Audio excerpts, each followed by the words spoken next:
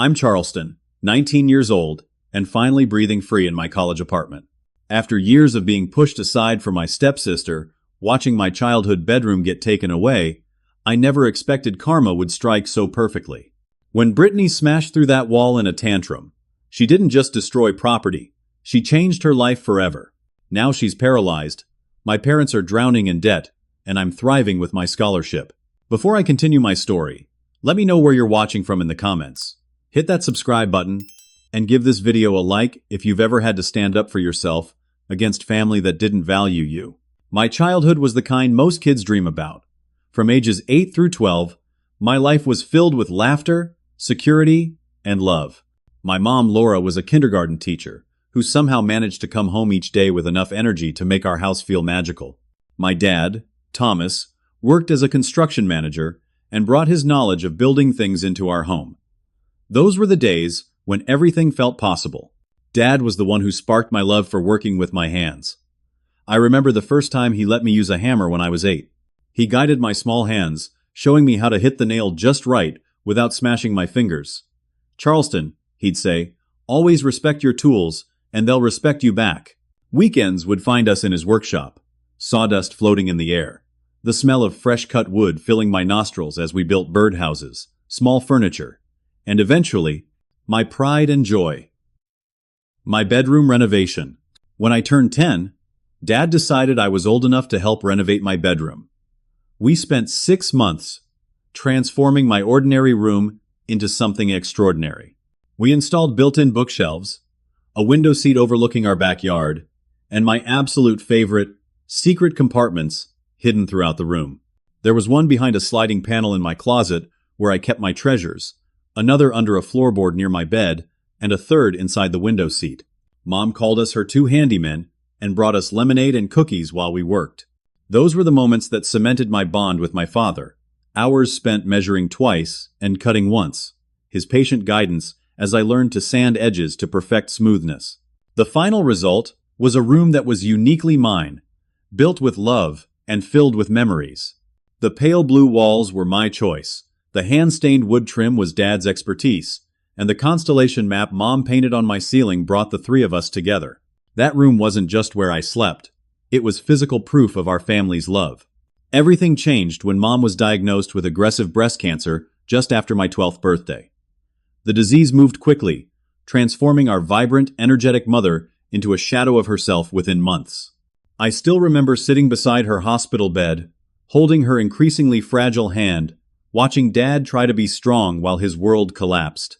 She fought hard, but 6 months after diagnosis, she was gone.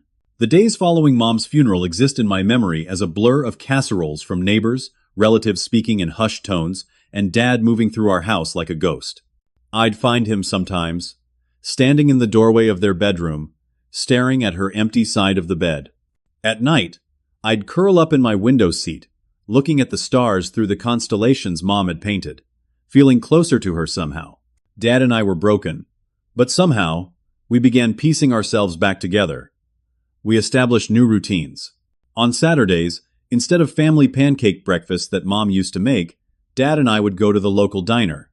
Sundays became project days, where we'd work on small improvements around the house. "Your mom would want the house kept nice," Dad would say, his voice catching slightly.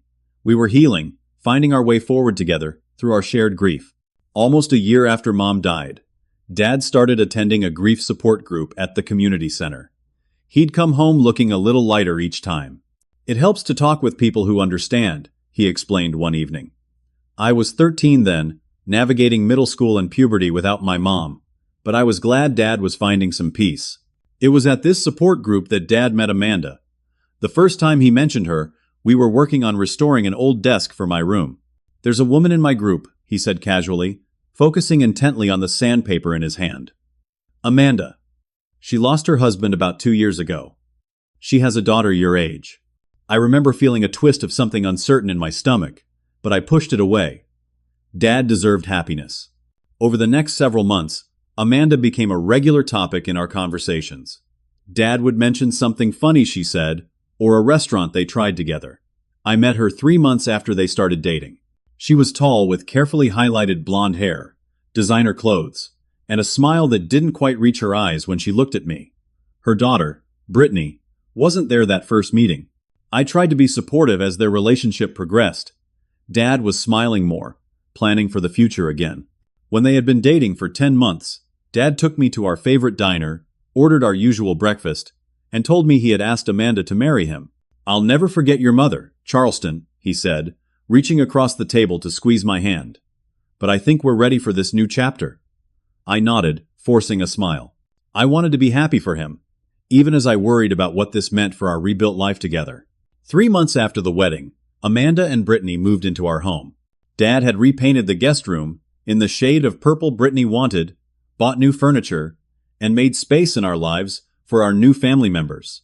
I was determined to make the best of the situation, helping carry boxes and offering to show Brittany around the neighborhood. Brittany had sleek brown hair, expensive clothes, and a constant expression of mild disdain. When I showed her my room with its custom features, something flickered in her eyes. "My dad could have built stuff like this too," she said, running her fingers along the bookshelf Dad and I had constructed. "He was super successful before he got sick." The comparison felt strange, but I brushed it off as her way of connecting. The first few weeks were awkward but manageable. We were all finding our places in this newly formed family unit, but small incidents began to pile up, creating a pattern I couldn't ignore. At dinner, Amanda would serve Brittany first, giving her the largest portions. When Dad mentioned my straight-A report card, Amanda quickly changed the subject to Brittany's solo in the school choir.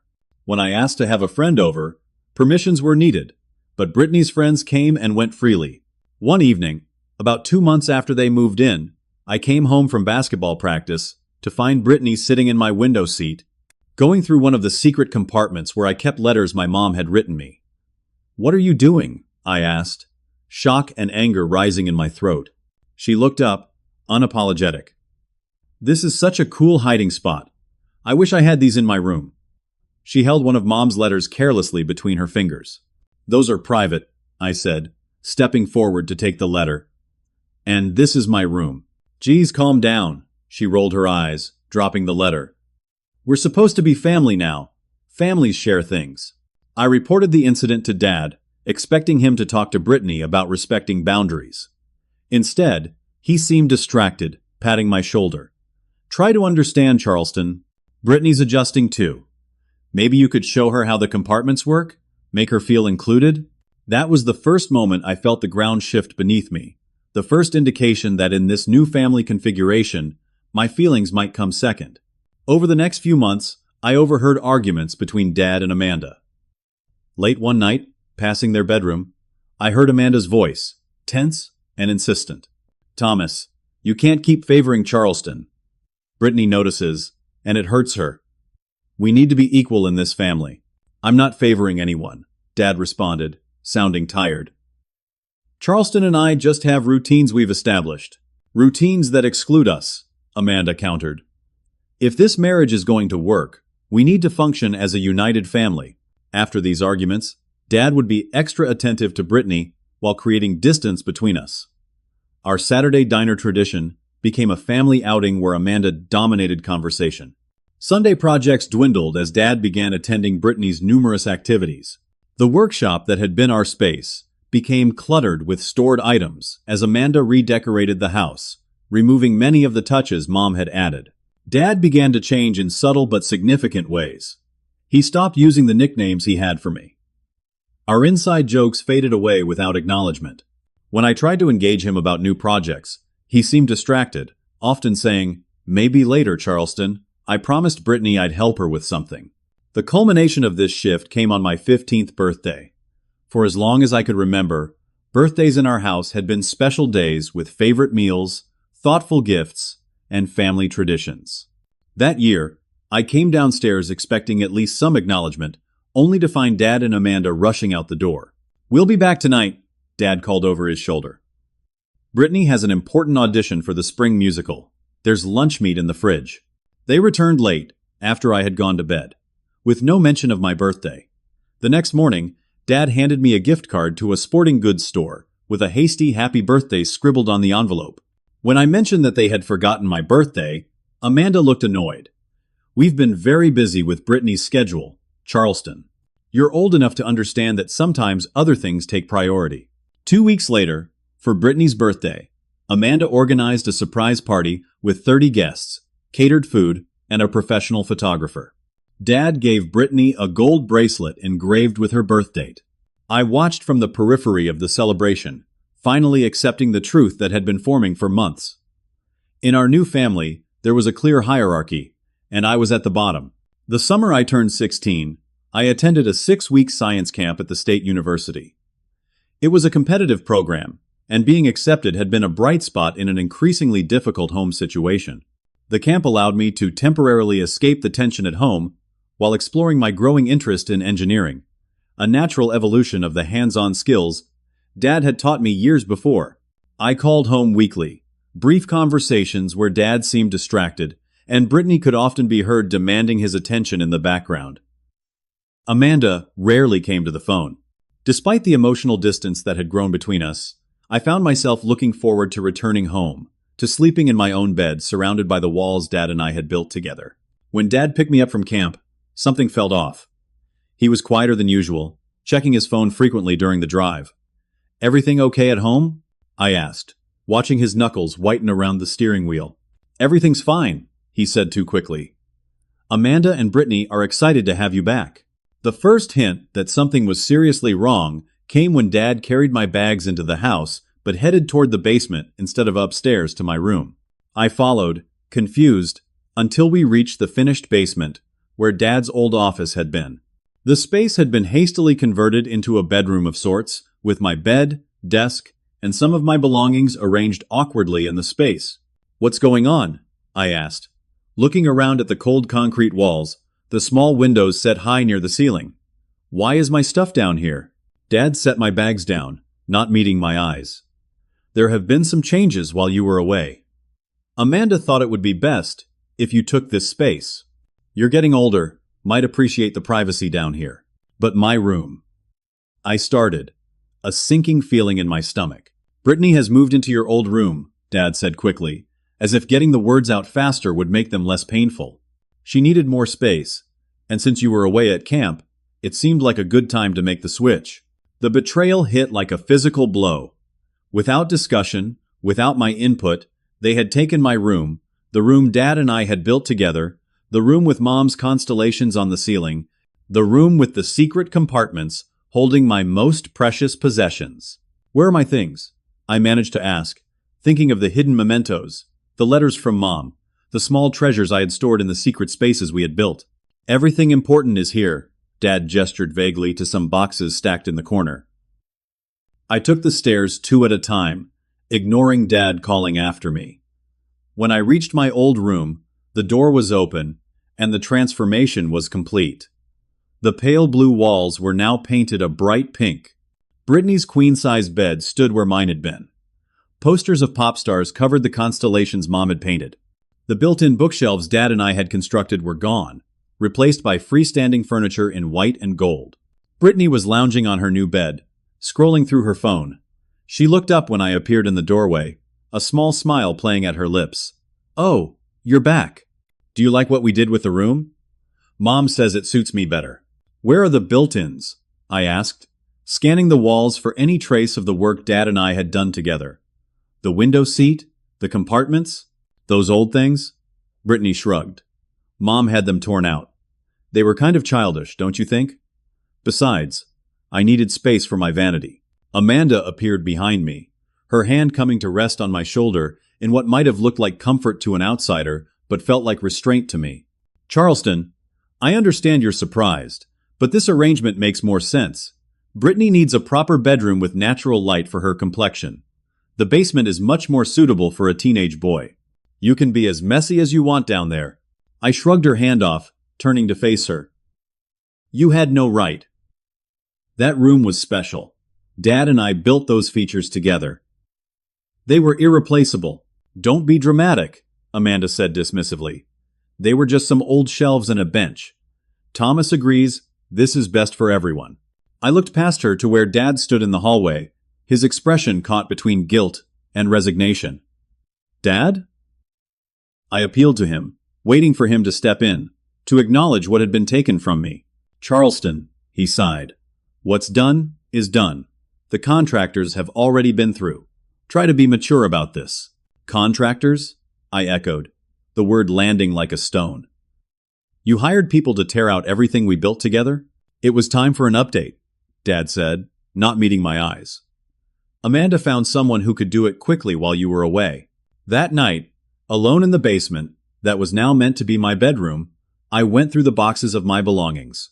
Many things were missing, most notably, the collection of letters Mom had written me before she died. When I asked about them the next morning, Brittany claimed ignorance. Amanda suggested I had misplaced them before camp, and Dad promised to look around when he had time. I never found those letters. What I found instead was a new resolve, a determination to focus on what I could control. I threw myself into schoolwork, took on extra projects, and began researching scholarships that would be my ticket out as soon as I graduated. The room in the basement never felt like mine, but I made it functional, spending as little time there as possible, using the school library to study until it closed each day. When I did try to speak with Dad privately, to make him understand what had been lost, his responses were brief and dismissive. It's just a room, Charleston. Brittany needed the space. You'll be going to college soon anyway. The father who had taught me to value craftsmanship and memories seemed to have disappeared, replaced by a man who couldn't or wouldn't stand up for his son. In the basement, I started a countdown calendar to graduation. Each marked day was one step closer to freedom. The next 2 years became a masterclass in endurance. Living in a home where I was clearly unwanted required developing a thick skin and an independent spirit. I found work at a local hardware store after school, and on weekends, partly because I enjoyed being surrounded by the tools and materials that reminded me of better times with Dad, and partly because every dollar earned was a dollar toward my eventual escape. Despite the demanding work schedule, I maintained a 4.0 GPA. School became my sanctuary, a place where merit still mattered, where effort was rewarded rather than dismissed. My teachers became the adults I could rely on for fair treatment and encouragement. My physics teacher, Dr. Reynolds, particularly took an interest in my situation, helping me navigate college applications and scholarship essays during lunch periods. At home, the atmosphere continued to deteriorate. Brittany's sense of entitlement grew more pronounced with each passing month. She would use my toiletries without asking, borrow money from my wallet, and enter the basement without knocking, claiming she needed something from the storage area. Amanda enabled and often encouraged these boundary violations, referring to them as sharing and family closeness. Dad remained largely absent, working longer hours and spending his free time mediating the increasing conflicts between Amanda and Brittany, who fought spectacularly about everything from curfews to clothing choices. During these arguments, I would retreat to the basement or leave the house entirely, walking around the neighborhood until the shouting subsided. The most disturbing pattern that emerged was Brittany's destructive behavior when she didn't get her way. She would slam doors hard enough to crack the frames, throw objects that sometimes broke windows or damaged walls, and once pushed over a bookcase in the living room during an argument with Amanda about her cell phone privileges. After each incident, Amanda would clean up the damage, make excuses to Dad about what had happened, and often somehow find a way to suggest that my negative attitude was contributing to Brittany's stress. One particularly memorable incident occurred when Brittany received her first college rejection letter. She had applied to an exclusive performing arts program, despite having only moderate talent and minimal dedication to practice. When the thin envelope arrived, she tore it open in the kitchen, where we were all preparing dinner, her expression changing from anticipation to shock to rage within seconds. "This is impossible," she seethed, crumpling the letter. "I deserve that spot." "Sweetheart, there will be other schools," Amanda soothed, reaching for her daughter. Brittany pushed her mother's hand away and turned to glare at me where I stood quietly chopping vegetables. "Did you do something? Did you call them and tell them something to ruin this for me?" The accusation was so absurd, I actually laughed, which only fueled her anger. Brittany grabbed the cutting board with my carefully diced onions and hurled it across the room, where it hit a framed family photo from Dad and Amanda's wedding, shattering the glass. "Brittany!" Dad finally intervened, his voice sharp. "That's enough." "It's never enough!" she screamed, grabbing a glass from the counter and throwing it into the sink where it shattered. Charleston gets everything. Perfect grades, teacher's pet, the hardware store job everyone knows about. Even my friends talk about how smart he is. What about me? The tantrum continued until Brittany stormed upstairs and slammed her door hard enough to shake the light fixtures. Later that evening, I overheard Amanda telling Dad that they needed to do more to help Brittany feel secure, that her acting out was a cry for attention in a household where I supposedly received more recognition for my achievements. As graduation approached, I became increasingly aware of Brittany going through my things in the basement. Items would be slightly moved, drawers left partially open, papers rearranged on my desk. When I installed a simple lock on my door, Amanda demanded I remove it, calling it divisive and paranoid. The violation I couldn't forgive came 4 months before graduation. I returned from work one evening to find my mother's photo album, one of the few items I had managed to keep safe, lying open on my bed, several photos removed from their protective sleeves. When I confronted Brittany, she claimed she was just looking, but later I found one of Mom's photos torn in half in the bathroom trash can, a photo that had shown Mom and me laughing together at the beach, Dad cropped out of the frame. The confrontation that followed was explosive. I carried the destroyed photo to the living room where the rest of the family was watching television. "Did you do this?" I asked Brittany, holding up the torn pieces. She glanced at the photo, then back at the TV screen.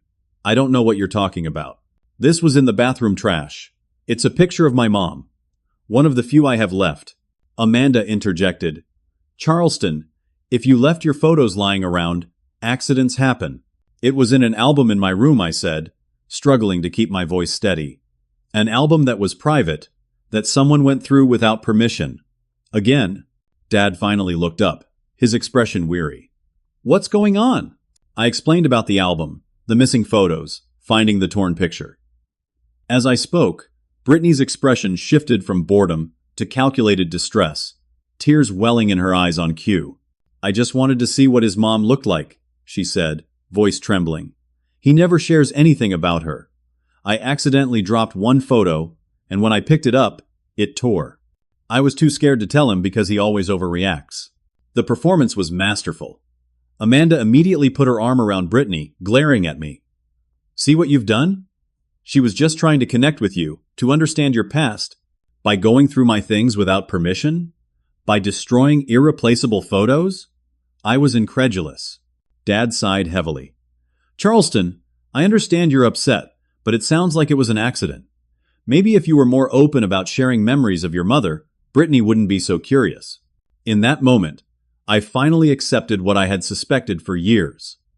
This house was no longer my home, and these people were not my family in any meaningful sense. I retreated to the basement, carefully repaired the torn photo as best I could, and focused every remaining ounce of energy on my escape plan. When my college acceptance letter arrived 2 weeks later, along with notification of a full academic scholarship, the family's reaction was telling. Dad offered a distracted congratulations before returning to his newspaper. Amanda made a comment about how colleges give away scholarships to meet quotas these days. Brittany rolled her eyes and left the room. I celebrated alone that night, calling my physics teacher to share the news, feeling for the first time that freedom was within reach. May arrived with the promise of imminent liberation. My graduation was 3 weeks away, and I had already begun packing for my move to the university campus, where I'd secured summer housing along with a research position that would begin immediately after graduation. Most of my belongings fit into 6 large boxes, a sad commentary on how little I had accumulated or been allowed to keep over the years. One Tuesday evening, I returned from my final shift at the hardware store to find Amanda and Brittany in the kitchen, heads bent over a tablet, examining what appeared to be furniture websites. They quickly switched screens when I entered, exchanging glances that immediately put me on alert. "Don't mind us," Amanda said, with false brightness. "Just doing a little planning."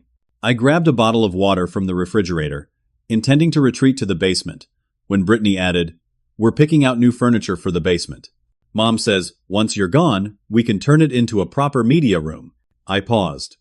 "I'm not even gone yet." Amanda waved a dismissive hand. "But you will be soon. No harm in planning ahead. We're thinking of replacing that old desk and bookshelf of yours. They take up so much space, and Brittany wants a sectional sofa down there for movie nights with her friends." "Those are my things," I said quietly. I'm taking them with me to college. Don't be ridiculous, Amanda scoffed. That furniture is too big for a dorm room. Besides, it belongs to the house. We paid for it. Dad and I built that desk together when I was 14, I reminded her, feeling a familiar tension building behind my eyes. And I paid for the bookshelf with my own money, from the hardware store. Well, we'll discuss it with your father, Amanda said, in the tone that meant the discussion was over as far as she was concerned. I'm sure he'll agree that hauling old furniture across the country doesn't make sense. I might have let it go, added it to the long list of battles not worth fighting, except that later that evening, I came upstairs to find Brittany going through one of my packed boxes in the hallway. What are you doing? I demanded, pulling the box away from her. She straightened, unapologetic. Just checking what you're taking. Mom wanted to know if you packed any of the good towels from the hall closet. Those aren't even mine, I said, quickly checking the box contents. Why would I take them? Brittany shrugged. Mom says you've been acting entitled about what belongs to you versus what belongs to the house. I'm supposed to make an inventory of what you're packing. The absurdity of being accused of entitlement by Brittany, of all people, might have been funny if it weren't so infuriating. You need to stay out of my things, I said firmly. Everything I'm packing is mine. If Amanda has concerns, she can talk to me directly. Whatever. Brittany rolled her eyes. It's not like you have anything worth taking. As I carried the box back to the basement, I heard Brittany call after me. By the way, Mom already called someone about clearing out the basement next week. You might want to speed up your packing schedule. The next morning, I confronted Amanda before leaving for school. I understand you're planning to clear out my room before I've even moved out. She didn't bother denying it. Charleston, you're being dramatic as usual. We're simply scheduling the renovation. Nothing will be touched until you leave for college. I've heard that before, I said, thinking of returning from camp to find my room taken. I want to be clear. I'm taking my desk, bookshelf, and personal belongings with me. I've arranged for a friend's truck to move them after graduation. Amanda's expression hardened. Those items were purchased for this house. They stay here. The desk was built from materials Dad and I purchased together. The bookshelf was bought entirely with my earnings. I have receipts. Receipts? Amanda laughed incredulously. Are you planning to sue us over some old furniture? Really, Charleston. This attitude is exactly why living arrangements needed to change around here. Your sense of entitlement has been a constant source of tension. The conversation devolved from there, with Amanda eventually declaring that she would discuss it with Thomas and storming off to her home office. I left for school seething, texting my friend Jake to confirm he could help me move my things earlier than planned, perhaps that weekend. When I returned home that afternoon, the house was unusually quiet. Dad's car was missing from the driveway, but Amanda's was present. I entered cautiously, hearing voices from upstairs. Amanda and Brittany, their tones urgent but hushed. I headed for the basement, intent on continuing my packing, when Brittany's voice rose suddenly. He's home! I just heard the door. Footsteps thundered down the stairs, and Brittany appeared in the hallway, her face flushed with anger. You told Dad about the furniture, didn't you? She accused, following me toward the basement door. I haven't talked to Dad today, I replied truthfully, continuing down the stairs with Brittany on my heels. Liar! He just called Mom and freaked out about the desk you built together. He said of course you can take it. After everything Mom has done for this family, he's taking your side. I set my backpack down, trying to process this information. Dad had stood up for me? That was unexpected, and frankly, long overdue. Brittany, this isn't about sides. The desk is mine. I'm glad Dad recognizes that. It's always about sides with you, she shouted, her voice rising to the familiar pitch that preceded her worst outbursts. Poor Charleston, lost his mom, had to move to the basement. Nobody loves him. You've been playing the victim since we moved in, turning Dad against us with your sad little orphan act. The accusation was so outrageous, so divorced from the reality of the past 4 years, that I actually laughed. Are you serious right now? You took my room. Your mom got rid of everything Dad and I built together. You went through my things, destroyed photos of my dead mother, and somehow I'm playing the victim? Shut up! Brittany screamed, her face contorting. Just shut up! You think you're so perfect, but you're nothing.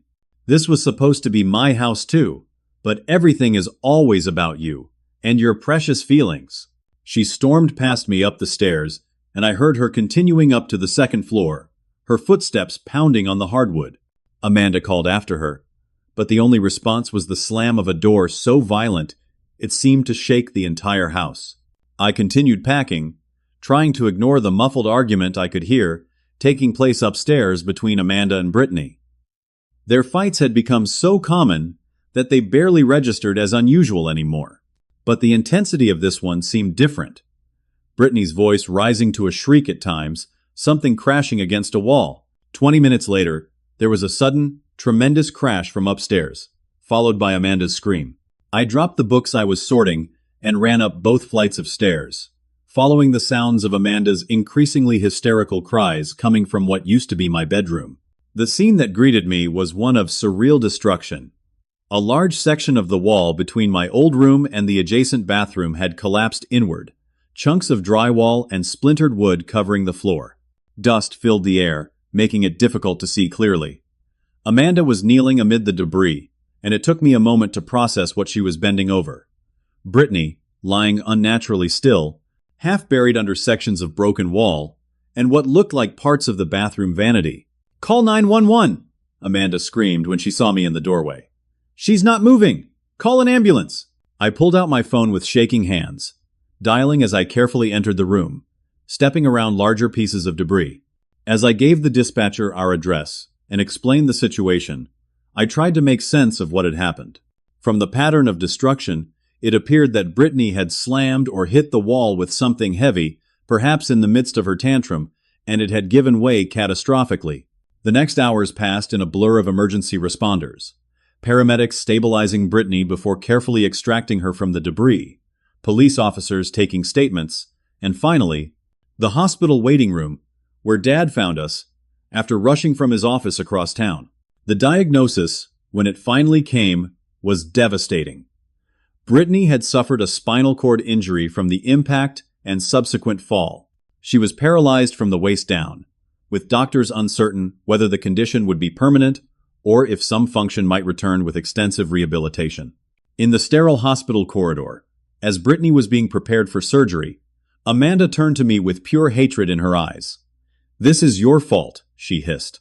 "If you hadn't provoked her about that stupid desk, none of this would have happened." Dad, who had been speaking with the doctors, returned in time to hear this accusation. "Amanda, stop it," he said firmly. "Charleston wasn't even in the room when the accident happened." Brittany has always had these explosive episodes. We've talked about getting her help for years. "She doesn't need help," Amanda snapped. "She needs a family that supports her instead of constantly making her feel second best." Their argument continued in harsh whispers, but I had stopped listening. A building inspector had arrived at the house shortly before we left for the hospital, and I had overheard him telling the police officer that the wall appeared to have been recently modified, with several support studs removed and not properly replaced. His exact words, "This was an accident, waiting to happen," echoed in my head. 2 days later, as Brittany remained in the hospital and the reality of her condition began to sink in, I quietly packed the last of my belongings and moved into my college apartment early, with Jake's help. Dad came to say goodbye, meeting us at the house when Amanda was at the hospital.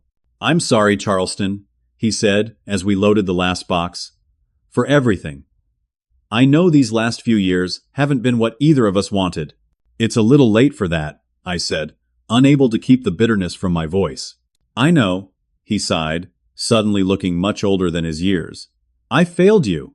I got lost trying to make this new family work and lost sight of the family we already were." I didn't have a response to that. Too much had happened, too much neglect and hurt had accumulated. I closed the tailgate of Jake's truck, turning to face my father one last time in the driveway of the house where I had once been happy. "I'll let you know when I'm settled," I said finally. "Take care of yourself, Dad." As we drove away, I didn't look back. The weight that had pressed on my chest for years seemed to lighten with each mile between me and that house. I was finally free. But the cost had been impossibly high for everyone involved. My first semester of college should have been solely focused on adjusting to classes, making new friends, and embracing independence. Instead, it was complicated by the emotional aftermath of leaving home under such tragic circumstances. While my peers worried about homesickness, I grappled with undeserved guilt and conflicted feelings about my father and the family I'd left behind.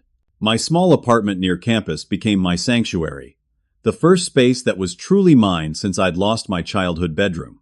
I arranged my carefully salvaged possessions, the desk Dad and I had built, the bookshelf I'd purchased with my own earnings, the repaired photo album of my mother, and slowly began to create a new home for myself.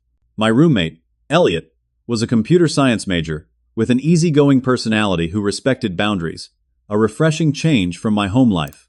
He noticed my reluctance to discuss family but never pressed the issue, instead inviting me to join him for study groups and weekend outings with other students from our building. 2 weeks into the semester, I found a campus flyer for free counseling services and made an appointment, recognizing that I needed help processing everything that had happened. Dr. Martinez, the therapist I was assigned, specialized in family trauma and helped me understand that I wasn't responsible for Brittany's accident or the dysfunctional dynamics that had developed in our blended family. You were a child who lost his mother, then gradually lost his father to a new family system that didn't value your needs, she explained during one session. The anger you feel is valid. The relief you feel at being away from that situation is also valid. Both can exist simultaneously. These therapy sessions became an anchor in my week, a space where I could untangle the complex emotions I'd suppressed for years. Slowly, I began to release the guilt I'd been carrying, recognizing that Brittany's accident, while tragic, was not something I had caused. Meanwhile, my courses provided a welcome intellectual challenge. I'd chosen to major in structural engineering, perhaps influenced by those early years working alongside Dad, learning how things were built. The irony that Brittany's accident involved a structural failure wasn't lost on me, though I kept this observation to myself. About a month into the semester, I received an unexpected call from our former neighbor, Mrs. Winters, an elderly woman who had lived next door since before Mom died and had always been kind to me. "Charleston, I hope you don't mind me calling," she began, after pleasantries were exchanged. "I wanted you to know what's been happening at the house. There's been quite a situation developing." According to Mrs. Winters, after Brittany's accident, the insurance company had sent investigators along with the city building inspector to determine what had caused the wall to collapse. Their findings had created significant problems for Amanda. The inspector found that the wall between the bedroom and bathroom had been improperly modified, Mrs. Winters explained. Apparently, when they renovated to remove your built-ins, they also took out some supporting structures that shouldn't have been removed. The inspector said no permits were pulled for the work, and it wasn't done to code. This information confirmed what I had overheard at the house after the accident, but added new dimensions to the situation. Mrs. Winters continued, her voice lowered as if sharing a confidence. "Your father is furious, Charleston. I've heard them arguing. He claims he never authorized those specific renovations and had no idea Amanda had hired someone to do such extensive work while you were at camp. The insurance company is giving them trouble about covering Brittany's medical expenses because of the unpermitted work." After thanking Mrs. Winters for the information, I sat with this new knowledge, uncertain how to feel. On one hand, there was a certain vindication in learning that the destruction of my room's special features had been done behind Dad's back. On the other hand, the consequences had been catastrophically severe. My curiosity piqued. I did some research into building codes and liability issues, consulting with a professor who specialized in construction law. What I learned was sobering. Amanda's decision to hire an unlicensed contractor for unpermitted work had created a legal nightmare. The insurance company could deny coverage for Brittany's medical expenses, which would be substantial given her condition and ongoing rehabilitation needs. A week later, Dad called. Our conversation was stilted at first, both of us unsure how to bridge the distance that had grown between us. Finally, he broached the subject that was clearly weighing on him. "I owe you an apology, Charleston," he said, his voice heavy. "A bigger one than I can ever properly express. I've learned that Amanda arranged for much more extensive renovations to your room than I had approved. I thought they were just repainting and moving furniture, but she had all the built-ins removed and made structural changes I knew nothing about. I tried to tell you they were gone when I got back from camp," I reminded him. "A hint of the old hurt resurfacing. You didn't seem to care." "I know," Dad sighed. "I convinced myself it wasn't important, that they were just material things. I was wrong. Those were more than just shelves and a window seat. They were things we built together. Connections to your mother, to our life before. I should have protected those memories for both of us. The conversation continued, Dad revealing that the contractor Amanda had hired was actually her cousin's boyfriend, who had done some minor renovations for other family members, but had no proper licensing or permits for the major structural work he'd performed in our house. The insurance company is denying our claim, Dad explained. They say the unpermitted, non-code compliant work constitutes negligence. We're appealing, but in the meantime, the medical bills are piling up. Brittany's going to need long-term care and rehabilitation. I listened, feeling a complex mixture of emotions, sympathy for Brittany's condition, anger at the years of mistreatment, concern for Dad's situation, and a certain distant sadness for how everything had unraveled. I'm sorry about Brittany, I said finally. Nobody deserves what happened to her. No, they don't, Dad agreed quietly. And you didn't deserve how you were treated either. I see that clearly now, though it's too late to fix it. After that conversation, I focused more intently on my studies and building a new life. I joined the university's engineering club, made friends who knew nothing of my complicated past, and excelled in my courses. The scholarship that had been my ticket out continued to cover my tuition and housing, allowing me to work only part-time at the university library, rather than taking on the full-time job I'd anticipated needing. Occasionally, Dad would call with updates. Amanda had become Brittany's full-time caregiver. Their house was being modified for wheelchair accessibility, and they were facing potential legal action from both the insurance company and the city for the code violations. The financial strain was immense, with Dad taking on extra consulting work to cover the mounting costs. 3 months into the semester, I received a letter from Dad. Not an email or text, but an actual handwritten letter, something he hadn't done since I was at summer camp as a child. The letter was 8 pages long, a thorough accounting of his failures as a father, his regret at allowing Amanda to drive a wedge between us, and his hopes that someday I might find it in my heart to forgive him, if not Amanda. I lost sight of what matters, he wrote toward the end. I thought creating a new family meant leaving the old one behind. I was wrong, and that mistake cost me my relationship with you. If you're willing, I'd like to try to rebuild some kind of connection, entirely on your terms. I didn't respond immediately, needing time to process my feelings. In therapy, Dr. Martinez helped me work through my conflicted emotions about reconnecting with Dad. Forgiveness doesn't mean forgetting or condoning what happened, she advised. It means freeing yourself from carrying the weight of that anger. Whatever relationship you choose to have with your father going forward should be based on what's healthy for you now, not on obligation or guilt. As the semester ended and winter break approached, I made the decision to respond to Dad's letter, agreeing to meet him for lunch in a neutral location when I returned to town to retrieve some additional belongings from storage. That meeting would be the first step in a long, complicated journey toward healing the rift between us, a journey I was finally ready to begin on my own terms. 1 year after leaving home under such dramatic circumstances, my life had transformed in ways I couldn't have imagined. My small off-campus apartment had become a genuine home, decorated with a few carefully chosen items that reflected my emerging adult identity rather than my troubled past. My academic performance had exceeded even my own expectations, earning me a research assistantship for the upcoming summer and recognition from professors who had become mentors. Most significantly, I had developed meaningful friendships with people who knew me as I was now, confident, focused, occasionally funny, rather than as the withdrawn teenager I'd been in my stepfamily's home. My roommate Elliot and our circle of engineering students had become a chosen family of sorts, one built on mutual respect and shared interests. The relationship with my father had required more careful navigation. After our first tentative lunch meeting during winter break, we had established a pattern of regular phone calls and occasional visits that occurred strictly on my terms. I never returned to the house where I'd grown up. Instead, Dad would drive to meet me at a restaurant or coffee shop halfway between his home and my campus. In these meetings, Dad gradually revealed more about the aftermath of Brittany's accident and the subsequent unraveling of his marriage to Amanda.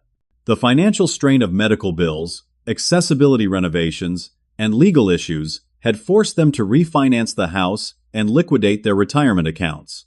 Dad had taken a second job consulting on weekends, working 70-hour weeks to stay afloat. I don't tell you this to make you feel bad, Charleston, he clarified during one of our conversations. You have nothing to feel bad about. These are consequences of choices that were made by adults who should have known better, primarily Amanda, but also me. I enabled her behavior for years. The most significant development had been Dad's eventual stand against Amanda's continued blame shifting.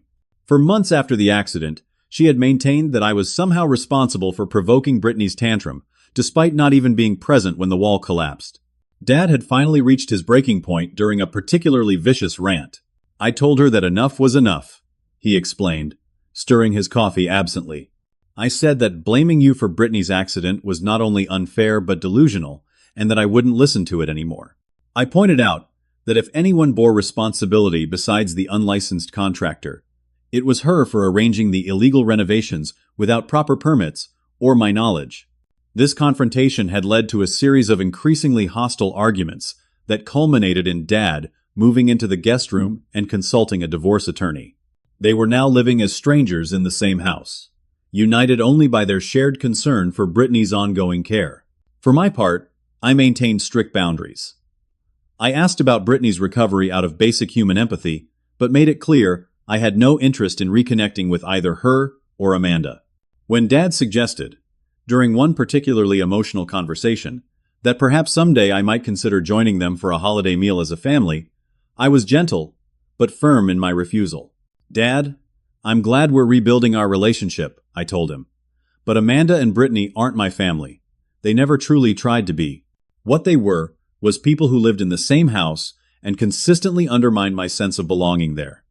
I wish Brittany well in her recovery, but I have no obligation to pretend we have a meaningful connection. Rather than being hurt by this honesty, Dad seemed to appreciate it. I understand, he said, nodding slowly. And you're right.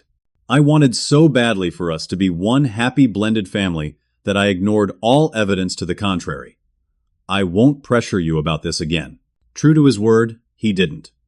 Our relationship continued to strengthen on its new foundation of honesty and respect for boundaries. Dad began to share stories about Mom that he hadn't mentioned in years, as if giving himself permission to remember our life before Amanda. I treasured these conversations, filling in gaps in my memories of her with his recollections. On campus, my life continued to expand in positive directions. I joined a research team developing more sustainable building materials, finding satisfaction in the knowledge that my work could someday make structures safer. I started dating Maya, a brilliant architecture student who understood my passion for designing spaces that brought comfort rather than conflict. I even began volunteering with a mentoring program for children from single-parent homes, using my experiences to help kids navigate their own complicated family situations. The most profound change, however, was internal. Through continued therapy and self-reflection, I had begun to recognize how the adversity I'd faced had forged strengths I might otherwise never have developed. My independence, resilience, and clear sense of personal boundaries were direct results of having to advocate for myself in a hostile environment. The empathy I felt for others in difficult situations stemmed from my own experiences of being marginalized and misunderstood. One evening, sitting on the small balcony of my apartment watching the sunset, I found myself reflecting on the strange path that had led me here. If Amanda and Brittany had never entered our lives, I might still be living in my childhood home, enjoying a comfortable relationship with Dad, perhaps taking a more conventional route through college. I might never have developed the fierce self-reliance that now defined me, never been forced to distinguish between the family we're born or placed into and the family we choose to create. Brittany's accident was undeniably tragic. No amount of past mistreatment could justify the permanent physical limitations she now faced. And yet, there was an undeniable symmetry to the situation. The very wall that had once been part of my sanctuary, that had been destroyed to erase my presence from the house, had ultimately become the instrument of a different kind of erasure. The room that had been taken from me had, in its altered state, taken something irreplaceable from Brittany. This wasn't karma or divine justice, just the random, sometimes cruel coincidences that life produces. What mattered was how we responded to these events, what we built from the wreckage of our expectations. For me, that meant continuing to construct a life based on genuine connections rather than obligation, pursuing work that aligned with my values, and maintaining healthy boundaries with those who had proven untrustworthy in the past. It meant acknowledging the pain of my adolescence without letting it define my adulthood. It meant recognizing that the best response to those who tried to diminish me wasn't resentment or retaliation, but rather the quiet triumph of living well despite their efforts. As for my father, I had come to understand that forgiveness didn't require forgetting. I could acknowledge his failures while appreciating his belated attempts to make amends. Our relationship would never return to what it had been before Amanda, but perhaps it could evolve into something new and authentic, based on who we were now, rather than who we had been. The sun dipped below the horizon, casting long shadows across my small balcony. In the gathering twilight, I felt a sense of peace that had once seemed impossibly distant. I had survived, not just physically, but emotionally. I had preserved my capacity for joy, for trust, for connection, despite everything that had threatened to break me. That, I realized, was the true victory. Not that my stepsister was suffering, not that my stepmother's schemes had backfired, but that I had emerged from the wreckage whole, capable of building a life that reflected my values rather than my wounds. Have you ever had to rebuild your life after a family betrayal? Share your story in the comments below. If this resonated with you, please subscribe to hear more stories of resilience and healing, and give this video a like to help others find it. Thank you for listening. And remember, sometimes the family we choose becomes more important than the family we're given.